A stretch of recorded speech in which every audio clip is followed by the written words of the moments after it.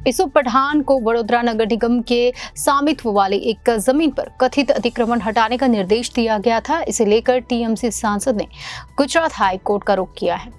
TMC के नवनिर्वाचित सांसद और पूर्व भारतीय क्रिकेटर यूसुफ पठान ने गुरुवार को वडोदरा नगर निगम यानी वीएमसी की ओर से जारी उस नोटिस के खिलाफ गुजरात हाई कोर्ट का दरवाजा खटखटाया, जिसमें उन्हें निगम के स्वामित्व वाली एक जमीन पर कथित अतिक्रमण हटाने का निर्देश दिया गया था। यूसुफ पठान ने अपनी याचिका में कहा, चूंकि मामला 10 साल से अधिक पुराना है और संबंधित भूखंड भी उनके कब्जे में है, इसलिए वीएमसी को उन्हें अतिक्रमण हटाने और निगम के स्वामित्व वाली जमीन छोड़ने का नोटिस देने के बजाय कारण बताओ नोटिस जारी कर एक मौका देना चाहिए था।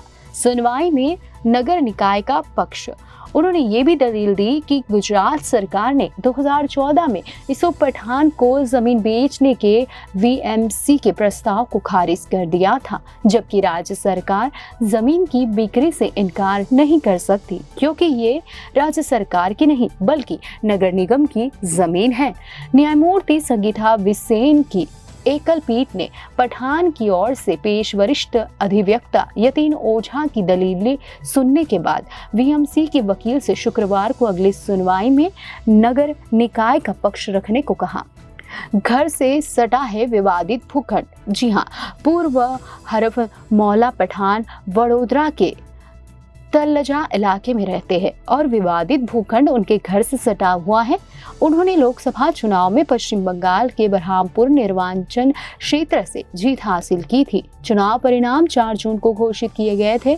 ओझा ने टीएमसी सांसद के रूप में पठान के चुनाव को नोटिस से जोड़ने की कोशिश भी की और कहा कि वीएमसी ने 10 साल तक कुछ नहीं किया और चुनाव नतीजों के 2-3 बाद अचानक नोटिस भेज दिया। ओझा ने कहा कि पठान को इसलिए नोटिस दिया गया क्योंकि उनकी पार्टी अलग है, लेकिन इस पर न्यायमूर्ति विसेन ने वकील से कहा कि वो मुद्दे से न भटके और मुख्य मुद्दे पर ही टिके रहे। वीएमसी से इस भूखंड की मांग की थी। जी हाँ, मामले के विवरण के अनुसार ये वीएमसी के स्वामित्व वाला एक आवासीय भूखंड है। वर्ष 2012 में पठान ने वीएमसी से इस भूखंड की मांग की थी क्योंकि उसका घर उस भूखंड से सटा हुआ था। उन्होंने इसे बाजार दर के अनुसार खरीदने की पेशकश भी की थी। हालांकि पठान को जमीन बेचने के प्रस्ताव को वीएमसी ने 2014 में मंजूरी दे दी थी, लेकिन राज्य सरकार ने अपनी मंजूरी नहीं दी क्योंकि वही इसका अंतिम प्राधिकरण थी।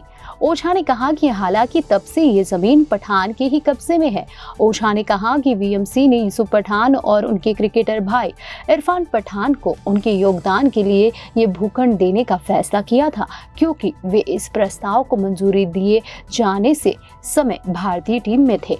उन्होंने दलील दी कि वीएमसी को प्रस्ताव को मंजूरी दिए जाने के समय ही जमीन आवंटित कर देनी चाहिए थी।